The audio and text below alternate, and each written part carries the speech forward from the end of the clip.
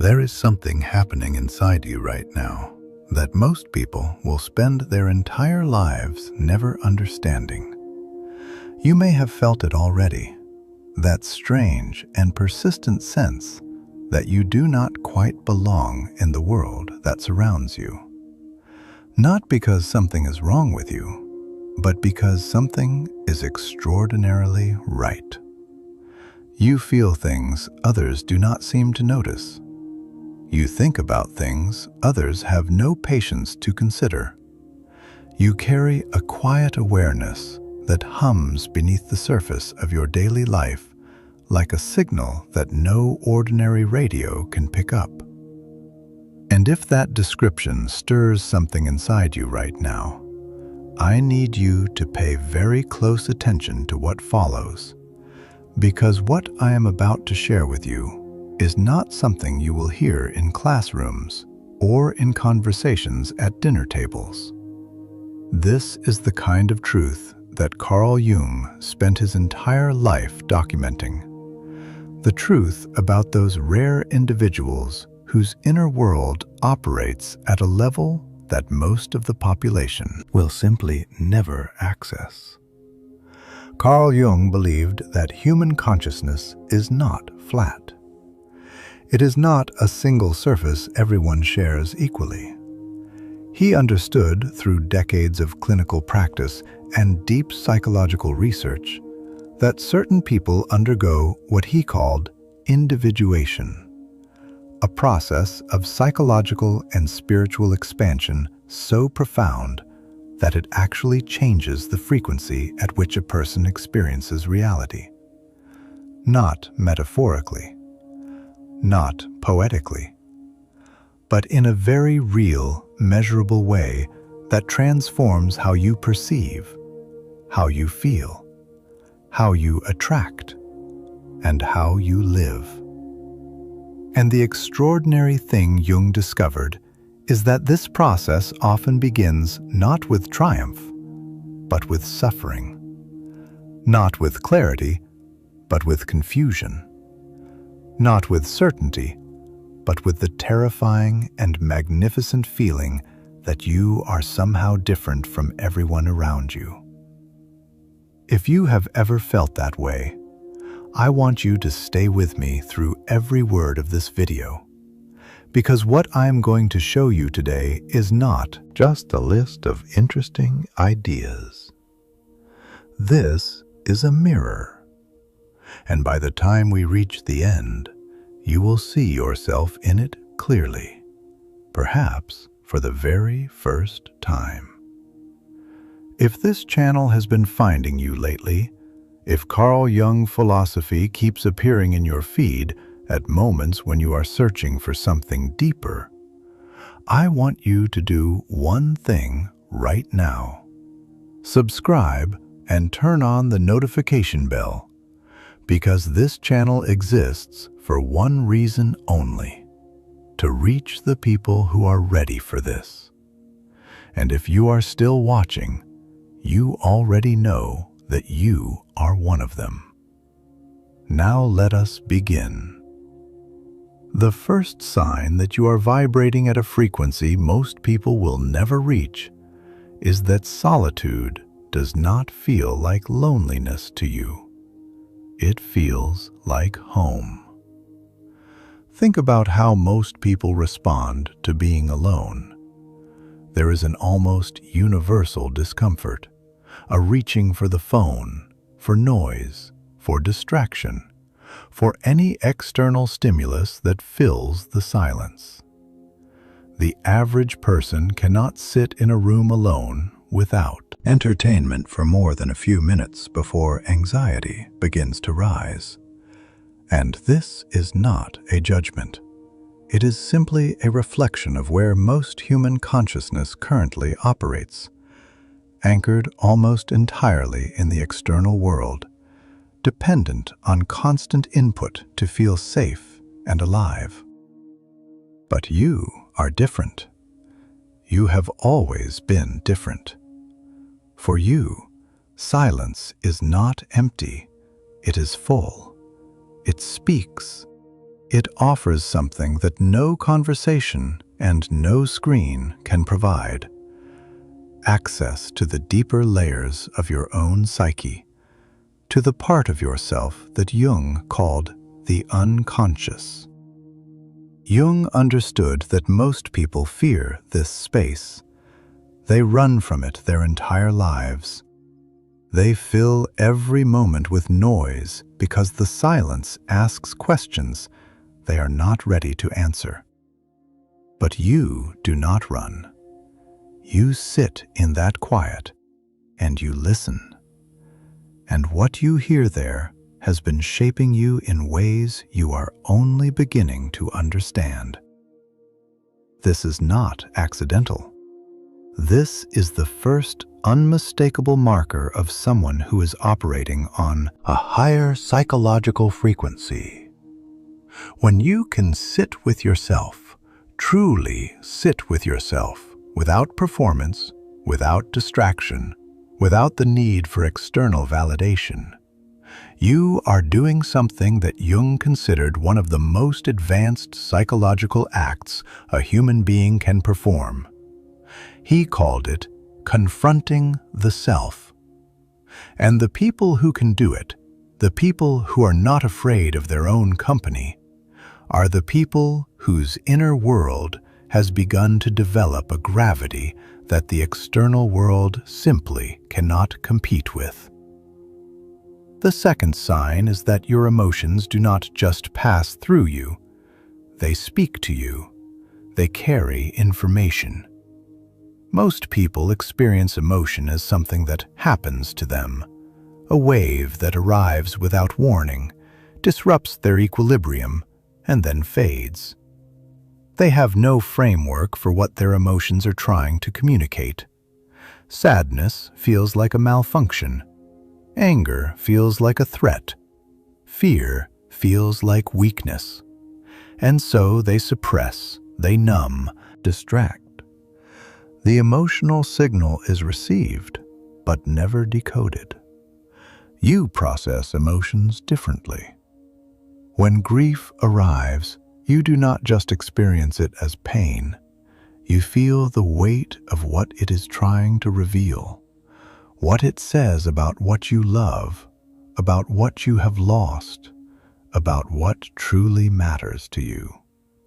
When anger rises inside you, you have learned to ask not just why am I angry, but what boundary has been crossed, what value has been violated, what truth is trying to assert itself through this heat.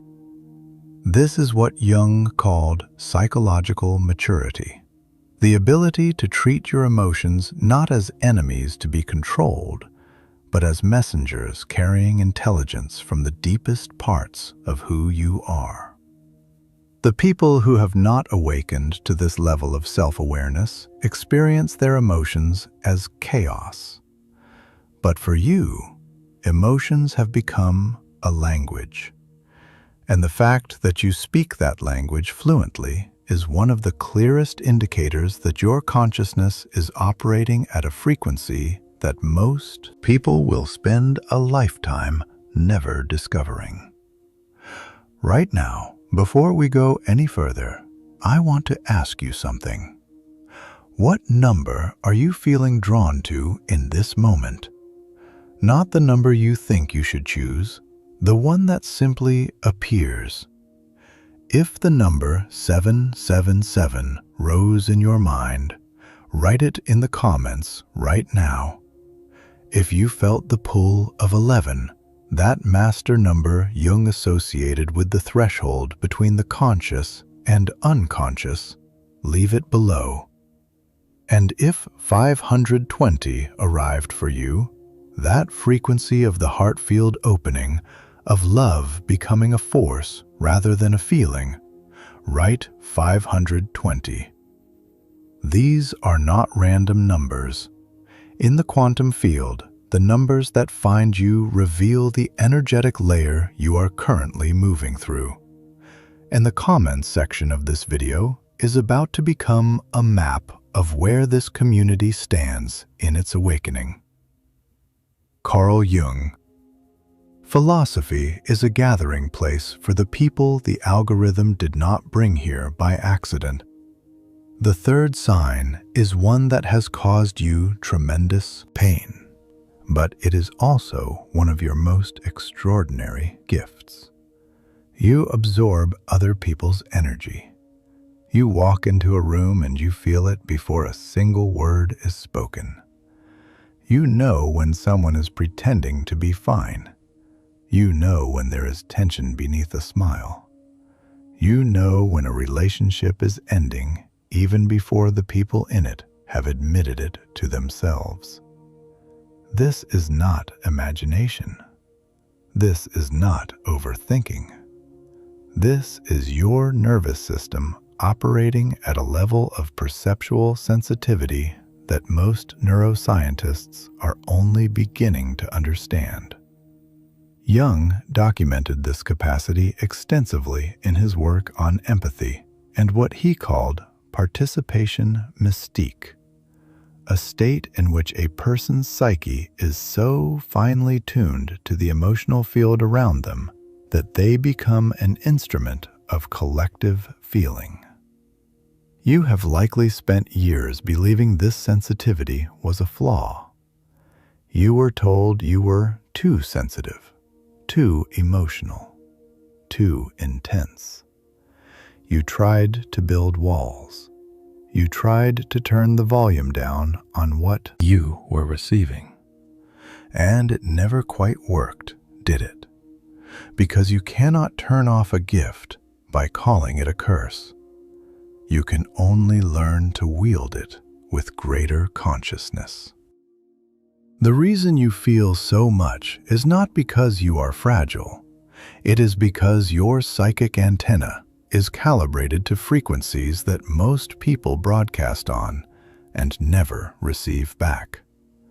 You are picking up signals that the majority of humanity is transmitting but cannot decode in themselves. That is not weakness. That is an extraordinary form of perceptual intelligence that, when integrated with your own psychological boundaries, becomes one of the most powerful gifts a human being can carry. The fourth sign requires a moment of real honesty. Have you noticed that you have never been able to stay in situations that feel false? Not jobs, not relationships, not friendships, not even conversations. When something is inauthentic, when it requires you to perform a version of yourself that does not match what is true inside you, you experience it not as mild discomfort, but as something closer to suffocation. And this has cost you. You have walked away from things that others around you thought were perfectly good opportunities. You have ended relationships that looked fine from the outside. You have refused to play roles that would have made your life considerably easier. And people have not always understood. Some have called you difficult. Some have called you unstable. Some have said you expect too much. But Jung would say something entirely different. He would say that your inability to tolerate inauthenticity is not a character flaw. It is the direct result of a psyche that has already begun to align with what he called the self, capital S, the deepest, most complete version of who you truly are. When you are in alignment with the self, falseness creates friction.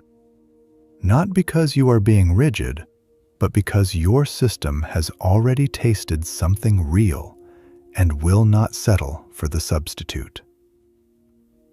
Most people never develop this sensitivity because most people never go deep enough inside themselves to find the original signal.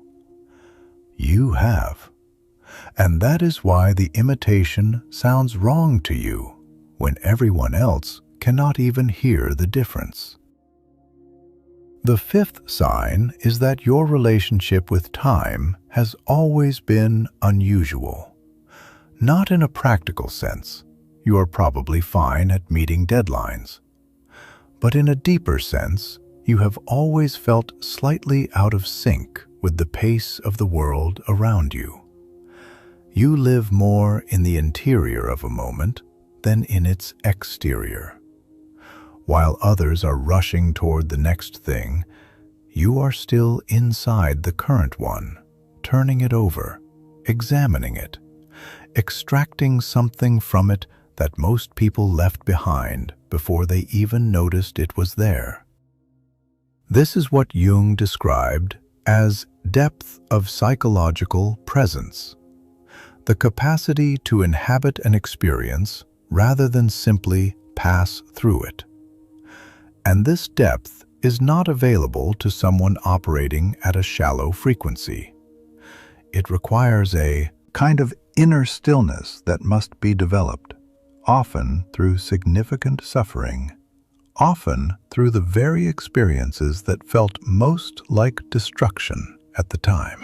You have probably noticed that your most painful periods were also your most transformative, that the seasons when everything fell apart were also the seasons when something profound was being built in the interior of who you are. This is not coincidence. This is the alchemical process Jung spent his career mapping.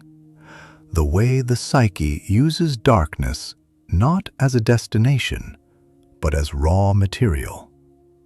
The way loss and confusion and grief are not the end of your story, but the forge in which the next version of you is being shaped. Now I want to pause here because I need to say something that most people in your life have never said to you directly. The way you experience time, this deeper, slower, more interior relationship with the present moment, it is not a liability. In a world that rewards speed and surface, your depth looks like delay. Your thoroughness looks like overthinking. Your need to integrate before you move looks like hesitation. But what you are actually doing every single time you pause while the world rushes past you is something extraordinarily rare. You are refusing to trade depth for velocity, and in the long arc of a life, that is always the right trade.